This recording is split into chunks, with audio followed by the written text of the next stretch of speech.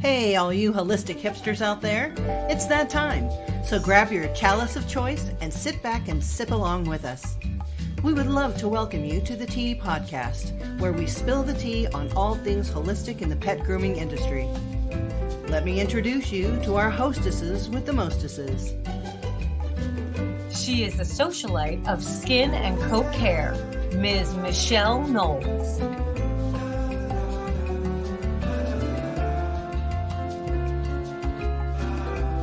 And the queen bee of all things oily, Ms. Melissa Conti-Diener.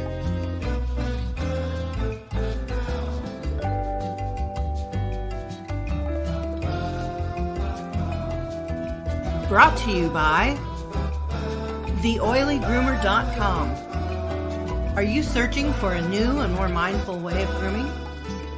Interested in understanding how to grow your grooming business with a more holistic and organic approach? Please contact Melissa Conti-Diener at TheOilyGroomer.com so that you can set up a meeting and bring balance and prosperity to your life. And AllThingsPaw.com. Intermediate and advanced courses in pet esthetician work, fear recovery, animal handling, and more. Get your learn on with All Things Paw. And by PositiveEd.com. Attend from anywhere in the world. Always pay the lowest price. 6 to 10 hours of innovative content and more. Education for every learning lifestyle. Never miss the class you need, and transcripts are provided for recordings. Say hello to Pet Professional Education Unleashed with PositiveEd.com. Now, let's get this tea party started. Woo! All right. What do you say, Melissa? Should we be getting this tea party started? I'm always ready for a tea party. I am the official Mad Hatter of this tea party. Okay, fair enough. I'll just be the dormouse. You are many things, but a dormouse is not one of them, dear heart. Woo, what do you have in your Sorry. cup today, ma'am? What's in my cup today? Sorry, I'm distracted by Noni has my dogs have new squeaky toys, so that will be our musical accompaniment through this. They're So going to here's squeak when we're talking about something very important. Very important, I'm sure. This is my cup today. It actually was I love this. It was actually a gift. Oh, that's gorgeous. Kate Clayson. So it's got all these drawings etched into the cup, and it is again a cool tea for me because it is a balmy 115 degrees here today On the sun. So, yeah, so it is. I just can't do a hot tea. I just cannot. So this is a lovely pick me up of some black Earl Grey with a mix of peppermint in there as well. Oh, I love that. So a little caffeine, not too much, because Mama can't do too much caffeine, or you'll be peeling me off the ceiling. So Yeah. And I'll just die of a heart attack on the spot. yeah, you certainly will. So no caffeine for you. I'm already annoying. Give me caffeine and I'm extra annoying. So. And I'll just die of hypertension. So what's in your cup, Michelle? So I just have my boring Aster Pfalzgraff today. And today I'm doing hypertension herbs. This particular mix has ashwagandha, barberry, American ginseng, and hawthorn. Oh, nice. Delicious. Little ashwagandha. It always reminds me of like a magical thing. It is. Ashwagandha. Yeah. It should be like abracadabra. Ashwagandha. Ashwagandha. Kiko biloba. We should write a book or make a movie with just all herbal spells, because technically that's what they are. They are. They don't call it spelling for nothing. Exactly. So that is. You might be wondering what our topic is. Yes, and it has nothing to do with any of this. So Right? Bam. Talking to dogs and to each other. Which we are doing right now. Talking to each other. And to dogs, obviously. Yes. At all I'm times. always talking to dogs. Yeah. Juju's joining us for this show, but she's being shy. Yes, poor things. Little Juju B. So, we just wanted to talk today about the language of dogs and how we can use the language of dogs to help our grooms be better, help our relationships with our dogs be better, and believe it or not, make our relationships with each other better by Oh, learning how that'd to be talk nice. dog. Yeah. Uh, so, how did you learn how to talk to dogs? I think honestly, I came by it in the sense that a lot of us as groomers that become holistic groomers, trial and error. Hmm. You start to slow down and actually try to figure out what they're trying to tell you non-audibly, non-verbally, Hmm. and looking for things like body language and cues, um, and and I think the key is to really truly slow down and pay attention to the animal, the sentient being that is in front of you, instead of just looking at them as a pile of fur to sculpt. Hmm. Yeah, I think that's super important. How about you? How did you learn to communicate with your kids, Um, friends? in a really weird roundabout way. Oh, tell, do tell, do tell. I hung around with a lot of bikers, and I love it. These I Michelle stories always start out with such awesomeness. Like, I hung out with bikers. Me, I was at a convent or I was at Catholic school. right, right. I hung around a lot of bikers, and I especially hung around with a lot of male bikers and learned the culture of them. And when I started grooming, I kind of found the parallels between talking with dogs and talking to those rough and ready people. In a way, they really did help me, and they especially helped me learn how to work with aggressive or fearful dogs. And I think that is the foundation of why I feel like I'm successful in working with those types of animals. Everything I learned about aggression, I learned from those biker people. And they were wonderful, and it was a great time in my life, but it was very taxing and very full of anxiety. But I learned about nonverbal Sounds like my cues. childhood. Right? Oh my goodness. I learned about nonverbal cues and the Yeah. way to hold your body to say something rather than speaking. I learned about tone, the way you talk, the tone that you say your words in, coupled with body language, can mean so many, very many different things. And I think that a lot of people who come up, they would be considered sleepy in from that crowd. The outsider looks sleepy. They're not paying attention to their environment. They're not aware of what's going on around them. Therefore, they're not even aware of how they're conveying information with their own body. So I think that is probably where it stemmed from.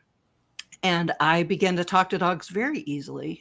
They're all you have to do is observe them and be quiet yourself, Hmm. and when you see them change their mind or their movement, depending on what you do, you are having a conversation with them. They don't normally talk to each other with sounds. Like they will make sounds, and they do have some barks and some whines that mean something to them. But for the most part, it's all eyes, energy, and body language, which I thought was very interesting. So as I studied that and became better and better at a groomer, I started doing behavior recovery. And that really does get down to having to learn the language of the dog that you're working with, because believe it or not, dog body language is pretty similar, but depending on what environment they come from, it means something different. Just like people from different lands have different languages, dogs from Right. different places have different languages. And sometimes it takes a minute for that dog to learn the language of the pack that they're in. That's why you see a rescue come in and they're learning. I think one of the most interesting things I have ever seen that is just emblazoned in my mind when I brought home my Gemma. She was 9. She's got seizures. She came from a hoarding situation with about 19 other dogs that lived in a single wide trailer, and her whole life was getting as much food as she could from the communal bowl and establishing her territory under the blanket on the couch. Seeing her navigate my well educated language dogs, seeing her navigate them and trying to mimic them and copy them and find out what the rules of the house were was one of the most interesting things I have ever seen in my life. Her little brain learning that new language was amazing. And now she knows, so they're all just a pack. If you bring a new dog into the pack, watch how they try to navigate. And you will learn so much about how they have to move in their world and how much energy they use to actually communicate. So that's where I kind of came from. Well, you also worked with Heather Beck. I didn't work with Heather Beck until much later in my No, career. but overall, you actually became really. We're very good friends. We're good Yeah. friends. We're But you became friendly very well colleagues. educated in that fear recovery Mhm. from her Canine Lifeline. I mean, Well, if you follow her career and who she is and what she does, which is absolutely. amazing. Shout out to Heather Beck at Canine Yeah. Lifeline. She's out of Utah, but she goes all over the world and trains dogs. And she calls it Canine Lifeline because literally sometimes she is the last chance that a dog will get before being euthanized. Because she deals with a lot of dogs who have bite records on people, other dogs, and she gets them to a point where they don't need a muzzle, and they walk around with other dogs in a huge social of like 45 to 100 dogs. I've seen it. I've Like my participated. house. But I mean, yeah, she is so fabulous, and she has provided me with the Trailer park opportunity. away from where Gemma came from. But she has afforded me the opportunity to speak at IACP this year, September 25th through 28th. Yeah, that's so awesome. Congratulations on that too, by the way. So that's the first time that I'll be speaking my spiel in front of a group of dog trainers from around the world. So right. That's going to be really fun and interesting. Meet a whole new line of people in the industry that I don't know, and it's going to be a great time.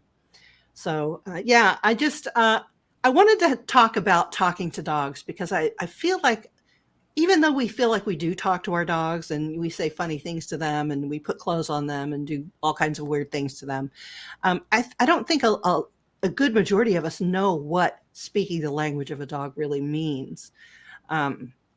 There are all kinds of ways to talk to dogs, and there's all kinds of ways to ignore them as well. I saw a show, and the show doesn't matter, but within the show, she got a dog. It was a reality TV show. She got a dog, and she says, yes, my dog is a downstairs only dog. And then she has this elaborate kennel that she keeps it in, and she doesn't ever allow it to go upstairs. And I thought to myself, that seems really crazy to me. Now, I know like people live like that, and I'm not dogging them for their lifestyle or anything like that, but it was so foreign to me to see a dog that is not allowed to have the whole run of the house, that is not allowed. And I'm sure a lot of households are that. Some dogs are very destructive. I've got 3 little carpet munchers that they can destroy whatever they want on their level. And if I leave something on the floor, it's my fault. But there are other ways of living with dogs. I know dogs that are security dogs live in an outdoor kennel sometimes and don't even come in the house. But I think to have the most enriching experience with your personal dog is to live your whole life with them. My dogs sleep in my bed with me. They have special custom stairs. They go up and down on my bed because my bed's super high. They go everywhere with me. We have garden time, snuffle time. If they want to sit next to me on the couch, they're allowed to because it's their house too. And I was even like that when we had big dogs as well. But the big dogs were very trained where the smaller dogs are not, because big dogs are a lot more dangerous and destructive than my littles. But I think it's interesting all the ways that people try to communicate with their dogs, like the buttons they have out now that you can buy a row of buttons. And I know there's a lot of people who've been training their dogs to literally speak English to them rather than having the dog. And I got the impression, and this is just my impression, I'm just one person. I'm literally one person in a sea of 334 million people in this country alone. I just feel like those buttons are showing your dog how stupid you are. I love them because I feel like, look how quickly they can assimilate to us, and yet we still cannot understand them. Yeah. That we, they can learn our actual language. And I Yeah. love those videos. I watch them on TikTok and Instagram reel and Facebook reels. And some of them, they'll be like, I watch, of course, the Shih Tzu ones I love. And there's one that I follow called Miso. And she's all, Miso want food. And she'll be like, oh, Miso, you already ate your food. And Miso's all, bitch. And hits she has a button for bitch. Yep, hits the button for bitch. And I'm thinking to myself, that dog, they are so intelligent that they have fooled us into thinking they are stupid creatures. No, they haven't. We have fooled ourselves into thinking they're stupid creatures. Because literally, you know exactly what your dog is talking about. And anybody with any long-lived ownership of dogs knows you can have an entire conversation and not make a sound. Yep. An entire conversation about their day, about what they did, about what they want right now, about when it's nap time, about, hey, I'm curious about what you're doing now, Mom. All the things. They already have a complex, beautiful language that's very understandable. Now, on the other hand, I play devil's advocate to myself all the time. On the other hand, what a great way to spend time with your dog. Anytime that you can enrich them and bond with them. So, I mean, in that respect, I love the buttons. But in the other respect, it makes me sad that that dog is just not being listened to. Oh, I have to make a button because I'm too dumb to watch what you're doing to know what you're talking about. But again, I war with myself all the time. Right. How awesome is it? A lot of people watch these and say, oh, that's cute. I'm going to do that. And then the dog is like, okay, instead of me just looking at her and then looking at the door, because that means I have to go out. Right. Now I've got to go through this rigmarole. I already know what the out means in your language. I just can't say it with my dog mouth. Now I have to go over to my buttons, find the button, outside, outside, outside. And they're like, oh, you're so smart, outside. Like, no, I already told you in dog language. Like 100 times I had to go out. Now I have to use your stupid button. Stupid humans. Exactly. But anyhow, I do. Those are just my impressions. I do have to interject that there are tons of videos of people teaching their dogs to do this. There are no videos of people teaching cats to do this. There are though. Are there really? Yes, they're actually the best. Let me tell you about it. I don't know the names. Gosh, I have not seen those. But I did come across one who had let their cat or trained their cat to do this too. And this is the beauty of cats versus dogs. She's like, she wants to train the cat to do this. So he's got a few buttons on the floor and he was like, he was asking for a treat or something like that. She's like, no, it's not time for a treat like that. And the cat walked around and found the button and literally sat on this button for 5 full minutes, looking at his owner going, stupid, stupid, stupid, stupid, stupid, stupid, stupid. Because that's how he felt. And he was going to let her know. Stupid, stupid, stupid, stupid. I'm like, oh my gosh. Yeah, I don't need a button.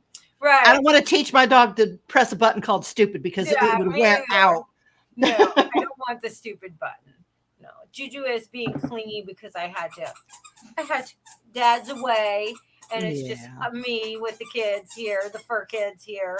And oh my God, Noni is just going to drive me crazy today with that squeaky toy. I'm shooting myself in the foot for pushing the button on Chewy.com and ordering those toys. She's enjoying it though. But she's being very clingy and very lovey-dovey because Dad's gone and my husband works from home.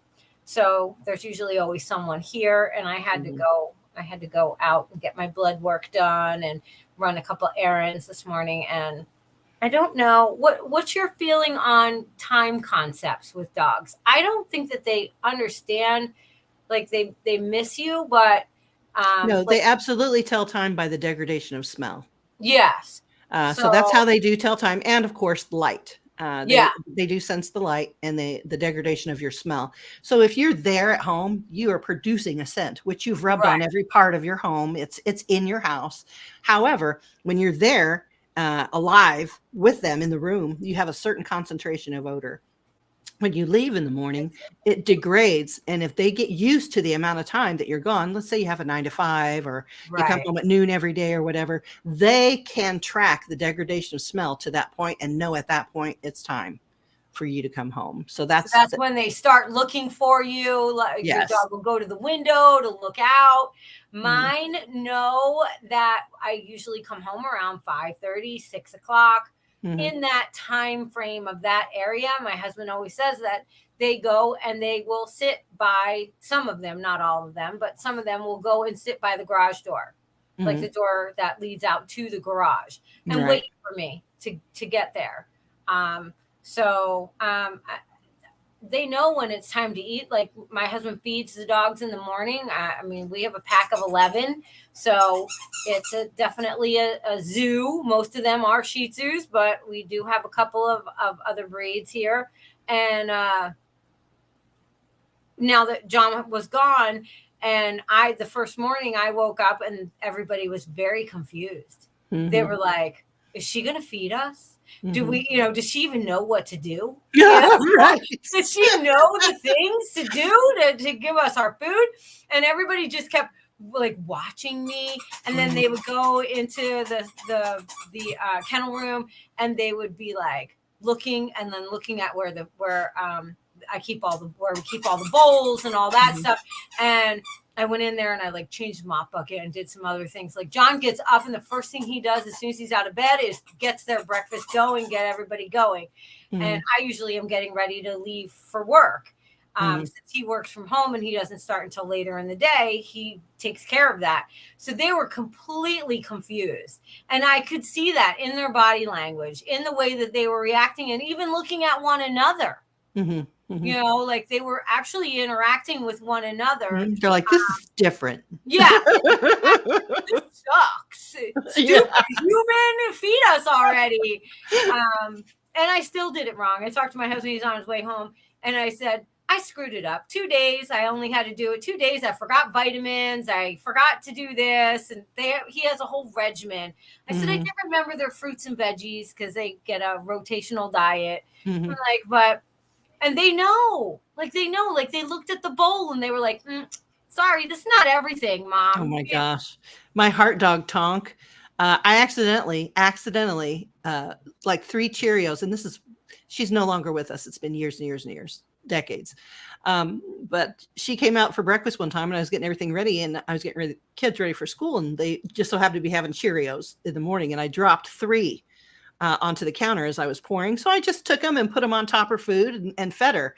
From that moment on, and I'm talking from that food dish on, she would not touch that bowl until those 3 things, either Cheerios or cornflakes, it had to be 3.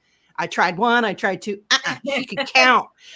3, whatever it was, had to be on top of her food before she would eat it. She'd be like, thank you. Complete my meal, please. Now it is complete. Where's my parsley? Excuse me, ma'am. So yes, they do. They have an expectation of service. I think so. I think they do. I think that even the dogs that you groom, like I groom here at home. I groom on the weekends. I primarily groom Shih Tzus, but I do have a couple other breeds that come to see me. They get to know the routine. They know how I groom and what, like when I get the comb out or I get this out or whatever I'm doing, they're very aware of everything. And so if they see the nail clipper, some of them are like good about it and just pick up their feet, whatever. Some of them already have started to tuck their toes in and they know what's coming. So I think that they're hyper aware of their environment. Absolutely. More so than we are. Yeah. Much and more. very much about the routine or regimen. Like I think that they enjoy a routine. It gives them a feeling of stability. Yeah, that's a really good point to bring up. And that's why we harp over and over and over again. When you're grooming, you should have a routine that you do every single time, because your clients, your dog clients, have to have that routine to feel safe. If they understand what's coming next and it's in their brain, the pattern is in their brain, then everything is going to go a little bit more smoothly. If they don't know what to expect, you're going to throw them right back into fearfulness, anxiety, Right. and they're going to be non-cooperative because they are afraid. So the more you can develop a routine and stick to it, and try not to have a conversation when you're grooming a dog unless it's necessary for the function of the room. Because you have to understand, think of your face and think of you wearing a cone, an Elizabethan collar. When you're grooming, that cone is totally on them. Your energy cone is Yeah. totally on them, and you're communicating with them, and you have a level of concentration to make the connection with that dog. The minute you turn away, even if your hand is on a back leg so the dog doesn't leap off the table, and you turn away and you're talking to somebody, oh my God, I know, I saw that last Friday, and blah, blah, blah, blah, and da, da, da.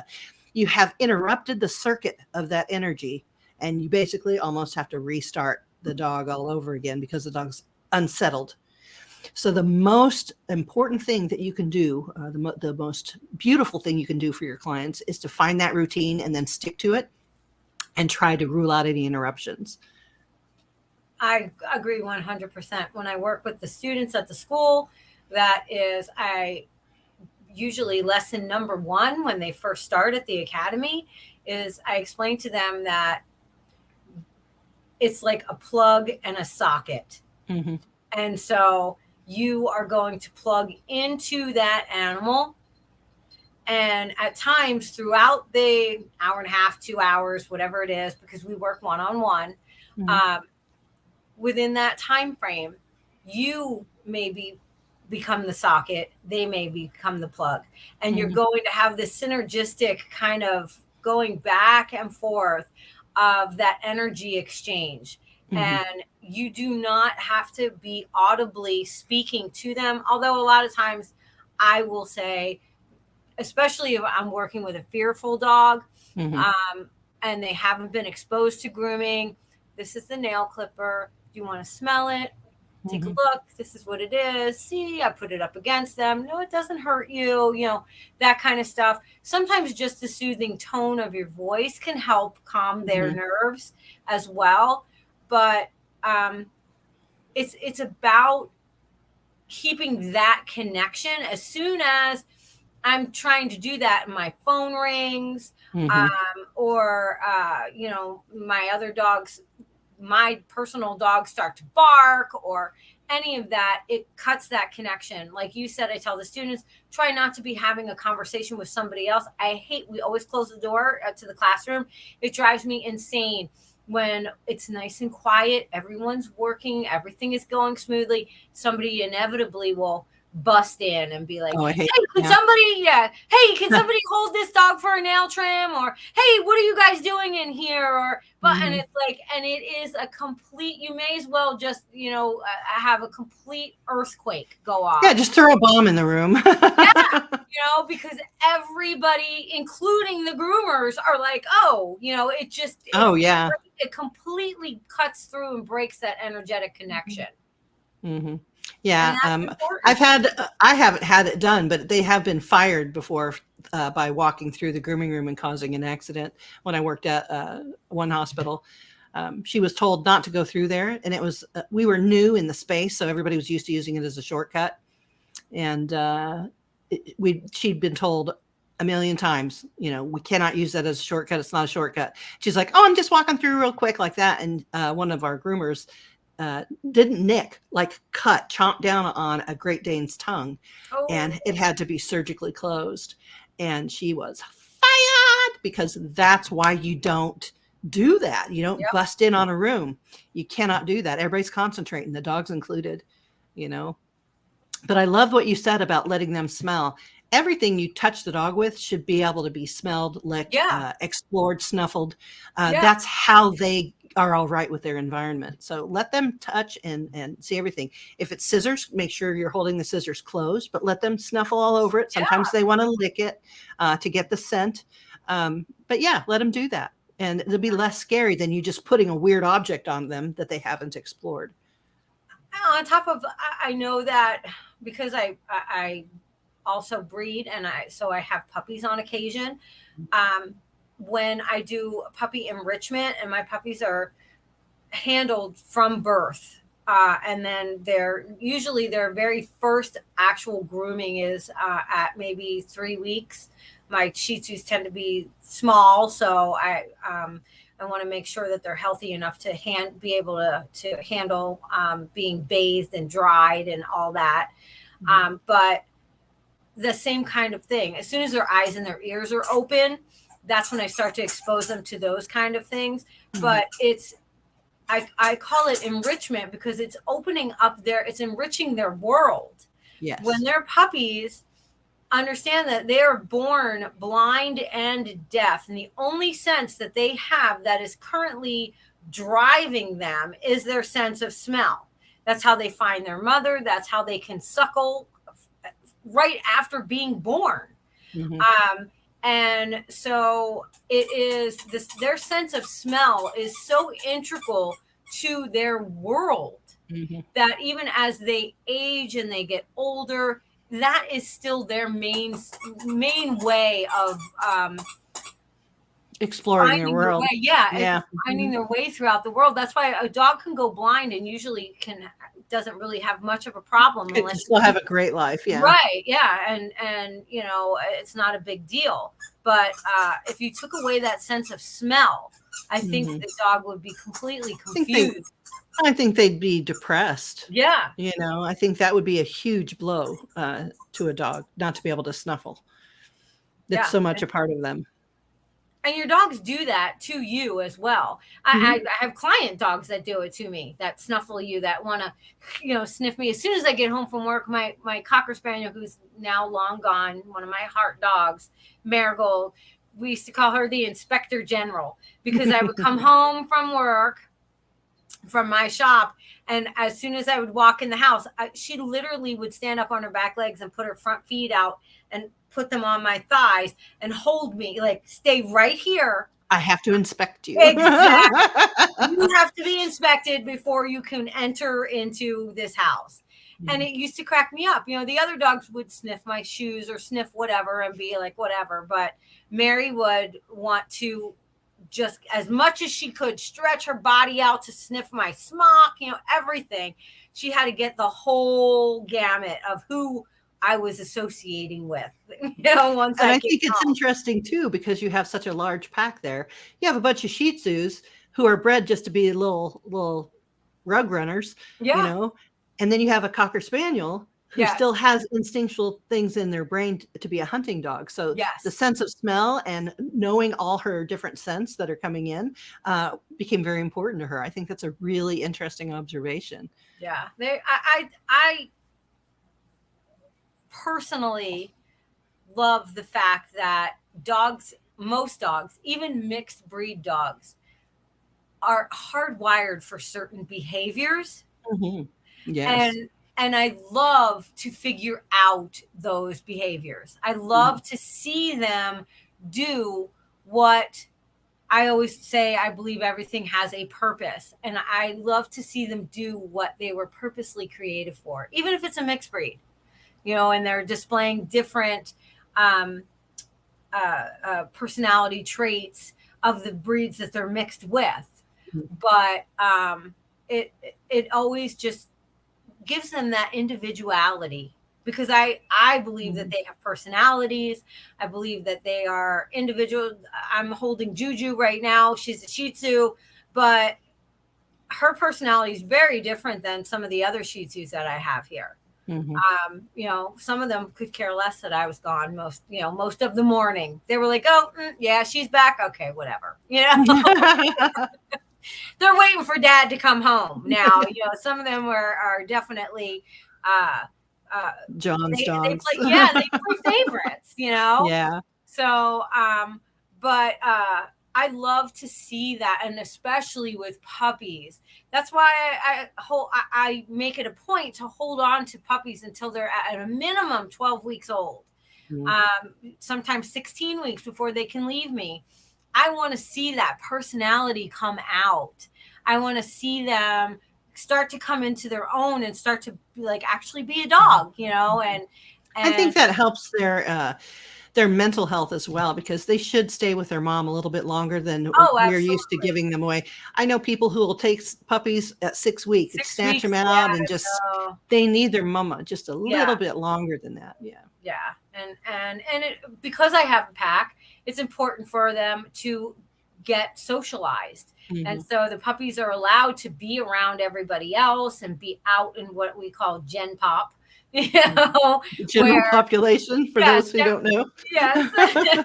So they're allowed out of the puppy area because we have separate areas. So because puppies generally don't know the rules and Mhm. how to They know behave. nothing. No. And it's hysterical to watch when you're trying to let them out and you have 6 Shih Tzu puppies who want to run around like little crazy maniacs, and they always have to go up to the oldest cantankerous crotchety Absolutely. old dog I have, you know. Why are you so mad? Why are you so mad? And it's bless her heart, my old cocker, Foxy Brown, she will just kind of like push them away with her nose or swat at them and Mhm. try to take the higher ground, get away from them or whatever. But if they continuously bother her, she will not hurt them, but she Mhm. will She'll correct them. audibly let them know and correct them. She may grab them and hold them down, but that's part of them learning to be a dog Mhm. and not be Absolutely. some little wild maniac running around like I can Mm. do whatever I want. I've seen a few videos now of people actually filming when the mama dog corrects the puppies, and Yeah. one of them was so cute. It was here recently. It was a white pit bull, or I don't remember, but anyway, the baby was just having at the mama, just Yep. having at her, and she was like, "Oh no, you did not," and she was like, "Whoa," and just kind of bumped him with her head. And he Yep. straightened up, and she's like, "You ain't talk to me like that. You're a baby." I've seen them just thump them, like take Yeah, their put their foot. paw. Yep, just like whomp them right on the head or hold them down. I've seen It's him hold him down. equivalent to them being like, "Mom, mom, mom, mom, mom." Exactly. You're like, When "That's enough." yeah, and then she's just had it. She's like, "All right," because I've seen them hanging from her ears and Yeah. jumping and pulling, and then finally she's just like, or she'll Mhm. just go after them, makes a whole lot of noise, scares the crap out of them. They usually scream and cry, but she's not Mhm. hurting them. Mm-mm. But they I have think to the get best one that taught. I've ever seen, not just about discipline, but talking about have their personalities come out. I was watching a litter. It was a video, a litter of pointer puppies, and I'll be darned if those little suckers, cute as a button, will start pointing when they're teeny Yeah. tiny, and I die Yep. That's the inside. I'm same just thing like, to me. that I'm is like, so cute. I have to kill myself now. yep. I love when they do the things that they're So sweet. born to do. Yeah. And that's why I make it a big deal when I do enrichment and I bring things in like boxes and Mhm. pots and pans. And well, when they're born, I used to play a CD. Now I don't have to. Now I can just turn this is my wonderful, beautiful office also doubles as my whelping room where I sleep with them until Yeah. they are old enough that I feel like they're secure and okay and I can go back to my regular bedroom. But I sleep in the same room with them. And I will put it on the computer and it's just sirens. It is people talking. It is like a noisy kitchen. And Oh, I yeah, just that's a great find idea. all That's like those. when they tell you to run the vacuum under your baby's crib Yes. when they're sleeping. You just get them used to the noises. Yep. Get them used to all sorts of noises. As soon as they're born, I do the Q-tip after they're born. I take a Q-tip and put it all in the webbing of their pads of their feet. Mhm. And then as they get a little bit bigger, their eyes and ears still aren't open, but I'll turn my Bravura on, my little trimmer, and I'll just lay it in there on and let them feel the vibration of it. And so then when I go to actually groom them, it's not so foreign. Mhm. It's not so scary. I wish more breeders would take those things into account Mhm. so that grooming doesn't have to be so hard. Yeah. because we really truly are asking them, we are talking to them, and we are asking them to do things that are unnatural to them. Oh, amen for that. Yeah, it's true. Yeah. We in grooming itself is a foreign entity Yeah, to dogs. They don't understand no, any of that. Some of them are willing to go with and let it happen because they're happy dogs or whatever.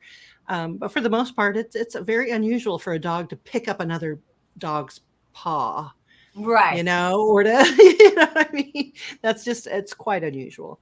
Yeah, we ask them to do things that just come unnaturally to them, to stand in one spot for a long time, Hmm. while we Yeah, manipulate all the, exactly. fur and touch areas that are very vulnerable, especially Mhm. certain breeds, like your terriers. They hate their face and feet touched because they're bred to protect them. They're bred to be Mhm. down in holes fighting Mhm. badgers and vermin. Mhm. So they have these things coming at them constantly, and they have to dig with those feet. So now here we are, and we're like, hold your face still and let me get all up in your face. Mhm. So when you're working with them, you need to understand their language as much as you need them to understand yours. Absolutely. Yeah. It So, should be. well, I don't think I'll get the buttons anytime soon, because I would. I I would get them. I I think. love dog language, and Yeah. I love making it. I want to be an expert at dog language eventually. We're all working on it. It's a work in progress. I've gone so far as to get puzzles. I have several puzzles that my dogs work, except Bunny. Bunny is hard R retarded, and I am not even joking with you. She's just as pleasant and sweet as the day is long. She's the little critter that's in my bio Picture. my bio Yeah. picture. Yeah, she just looks like a little critter, and she's just the sweetest, nicest, most gentle dog I have ever met in my life. You could not pour her on somebody. Even when she barks, it's soft. It's like, ruh, ruh. It's just so sweet. Yeah, she's dumb, dumb. She's She's dumb. dumb. If I put her food in a she, puzzle, she'd starve to death. She'd starve to death. she'd be She, like, I can't. I no. I she don't doesn't think have so. the capacity. She Yeah. does not. She does not. And now she's older and losing her hearing and losing her sight. Oh. And bless her heart, you just have to let her be who she is, because that's all she is. I put her little piece of fish in my hand, and she was expecting it to be on the ends of my fingers. And so she was trying to lick and smell on my fingers, but the food was right there. In the And I had palm. to literally move her head so her whiskers touched it. She's like, oh, okay. She's just, wow. My husband always says, sweet goes a long way. Yeah, it does. That is a good one. 'Cause But I that's think that if the more you learn how to speak with dogs, it becomes second nature to you, and you literally start talking to other people like that, which is the last half of our topic. Speaking to each other. Um, Sometimes body language, if you treat if you love dogs and you're a groomer and you really love dogs, I really love dogs. I really, really love them. Uh, you'll find that others will respond to dog language. If you move your body in a certain way, if you look at them a certain way, start practicing on people that you trust and love, like your family. Go home and stare at them for just that moment too long. They'll be like, what? hot. You Yeah. know? Or give them some side eye, and they're like, oh, what's going on? Do I have something on my face or whatever? You will start understanding dogs more when you start using their language for people. And I think that's another big, huge moment, a big aha moment in my life. When I treat other people like I treat dogs, which is very well. And I speak to them like that as well, because I am not the most eloquent person in the wild without practice. I am socially awkward at the best of times. If you think that I'm not, it's because I have practiced and practiced and practiced a public persona, so that I can interact with actual people, but I'm not really good at it foundationally. Let's just put it that way. And I have to say, and she really dreads it. For as Mhm. much as you are out there and you are a public speaker, Mhm. um, we were at lunch a couple weeks ago, and this lovely woman just came up to our table, and I could just feel from Michelle, like, "Oh, please don't come over and talk to us. Please Oh, but don't." she did. But she Yes, did, and she did, Melissa. and it was long, and it was Oh. and it was almost a little painful, Mhm. but I was just kind of laughing inside, like just thinking to myself, "Oh my God, Michelle's like, please go away, please go away, Mhm. please go Mhm. away." Yeah, because I didn't plan for that. I Yes, didn't plan for that. you did not. You were not. You did not have a planned response to her questions, and And that's so normally when I blurt things out that don't make sense, or yeah. they could be really weird and hurtful. I don't mean them that way. I have to say something to fill the void. So I'm just like, ah, oh, your dress is cut wrong. I don't know what the, I just can't. It doesn't come naturally to me. So I'm socially acceptable at grooming events simply because I know there's other dog people there and I can talk to them on that level. But if I'm just out and about and somebody's wanting to hold a conversation, I'm just like, oh God, what am I going to do? This is going to go badly. I feel it. I need to go home right now and take my pants off. Well, we were just discussing the fact that neither one of us likes to wear pants anymore. So Mm-mm, mm-mm. we've come to a certain age, and we live in a state that requires you probably shouldn't have to wear pants or I clothing. agree. Clothing I should agree. be optional anyway. I wear clothing for you. Okay? Yeah. That's it. It used to be that I wanted to hurry up, get home, take my bra off. Now it's like I can't stop thinking about taking my leggings off from work. Every single piece of fabric on me has to be gone. Yeah. Yeah. Yeah. Usually I'm not wearing pants now. I will admit that. Yeah, I told you what I wear around the house. I wear men's boxer shorts around the house. It's so attractive. It's part of my lingerie look while I'm running around the house.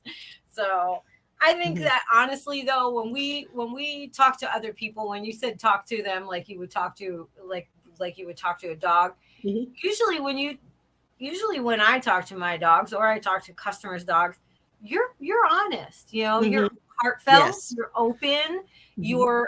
Your energy is wanting a response, Mhm. looking for a response. Even when I discipline my dogs, which I mean, I'm not the best disciplinarian. Obviously, she's sound asleep over here. She's like, "Why are you guys talking so loudly?" I'm trying to nap. But it's something that there's a pureness to it. Yeah. That I think that we, like you were saying, when we interact with other humans, there's all sorts of social rules and faux pas that we're worried about. And I never walk away from a conversation with my dog. Now, granted, I have got plenty of dogs to talk to, and believe me, my husband's gone for 3 days, and my mom keeps calling me to check in to make sure I'm okay, and I'm like, I'm fine. I have plenty. I'm not lonely. I have conversations with them, and we're good. But I don't ever walk away and be like, "Oh man, I'm so dumb? Why did I say that to Juju?" She's probably going, "What the hell was she talking about?" Blah blah blah blah. No, I am at my core, my truest, unique self. You know, when I'm working with them, and I think that's why. It's when the anxiety steps in is when you start to make those social mistakes, for me anyway. Yeah, me too. I mean, I do it all the time. I walk away and then I go, "Ooh, I said this," or I'm an oversharer, so you know. And I can guarantee to make things weird. Like it's a guarantee. If you want things to be weird, just call me over. I'll fix you up. I will fix you up. Well, but a good rule of thumb for me is that if I see a stranger coming, I'm like, okay, this is just a really big dog. So if I put my mind in the mind frame of, okay, I'm getting ready to greet just a really big dog, and that's all. He might be mean, he might be nice. I don't know. But if I treat people like I would treat dogs and greet them like dogs, I think that I go better socially if I do that. Right. But I think it's also our truest for those of us that are dog lovers or animal lovers. Although my conversations with my cats are very different. Yeah. I stupid. Yeah, exactly. Because that's usually what they're doing to me. Right.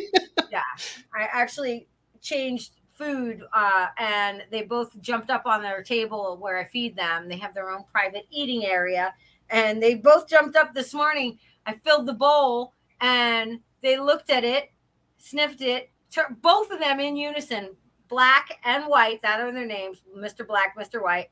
In unison, they both like did this Disney like movie thing where they both just like turned to me and were like, "What? This is unacceptable." What is this slop?" You know, like, and I was just like, they didn't have, and I'm explaining to two cats. Yes. I'm sorry, they did not have your regular stuff, so I had to order this.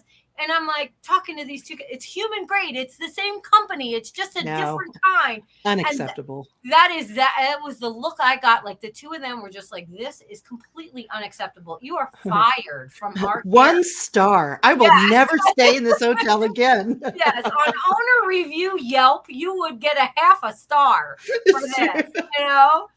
Meanwhile, my guys are like, all my dogs are like, I forgot their vitamins, I forgot their coconut oil, I forgot this and that, with all the things that they get. They kind of looked at it and they were like, yeah, all right, whatever. Okay, we'll eat it. You know, Dad's got to be coming back soon. Right? Maybe if we eat this, we'll just survive until he can come home. But I do really, truly believe that we can non-verbally communicate with them. Telepathically, I feel like if you have that heart or soul connection with your pet, I do have that with some of my dogs. Some of them I don't, and it's like people, you know. But I feel like that they get you at your truest form. Yeah, you know, they get you at who you really are, and they love you anyway. They know when you're lying because they can. Yeah, they know really when you're do. afraid. They know when you're being sincere. Yep. And I'm going to add, and I know we're going on to an hour, but I want to add: try not to make fun of your dogs. Oh, I hate that. They know you're making fun of them. Now you can share a joke. Right. Because they do have a sense of humor. Yeah. But when you're obviously making fun of them and saying, "Oh, don't you look stupid?" and blah, blah, your intent comes through as energy. And we discussed this before. So if you're making fun of your dog or you're teasing your dog, or that stupid trick of behind the blanket and then you drop it, but you're gone, that is stressful for your dog. Yeah, that they is don't stressful. understand that. Yeah. They're just like, they're just worried about you. They don't see the humor in that. They would never do that to each other. Why would you do that to them? So well, and it just hurts my heart when people pick up their dog that they brought in matted and that you had to shave just for humanity over vanity. And they come back and they like are laughing and they're like, "Oh, you look so dumb," or "Oh my God, he's so ugly." It's heartbreaking. Yeah, and that dog is like, "Oh, so you don't love me anymore." And that's how it feels to them. Exactly. It hurts my heart when you see the dog's actual reaction to it. Right. So yeah, don't do that. Love them. That's what they're here for, you know, is that they're just here to radiate that and just they're like 100% on your side 24/7, 365 days a year. And they deserve that back. They deserve it back. They definitely do. And like with human beings, some of them have trauma. Some of them come broken. I have quite a few rescues that came broken, and that's okay. We love them through the broken. Yeah. And we stop reminding them that they had it so rough by giving them such a great life. Yep, exactly. Everybody loves the rescue story, but why not love the story of the rescue from the broken to making their life whole? And you know those clients when they're like, "Well, they're a rescue." "Oh, really? When did you get them?" 14 years ago. Right. 3 years ago, 6 years ago, or whatever. I'm like, by that time, they should have forgotten what happened before. You keep reminding them. Stop reminding your dogs how broken they are, and they will be whole. They will be whole again. Because they will love you no matter what. Really, truly, they will. Well, some of mine will. Some would lead me into traffic for a cookie, but that's another podcast. It is. All right. We're rounding it up. Do you have any final thoughts for talking to dogs and to each other, Melissa? No, just be kind. Think Absolutely. of the fact that your energy and the way that you emit that intent and your intention is going to be felt so much more than just the words that come out of your mouth. Absolutely. Here, So use here. kindness. Enough said. All right. Want to say bye, Juju? Let's see. Our little outro music is having some issues, so Uh-oh. we're just We'll going to just take dance you out. We're going to take you out. So we all love you, and may your next sip be just as delicious as your last. And see you soon.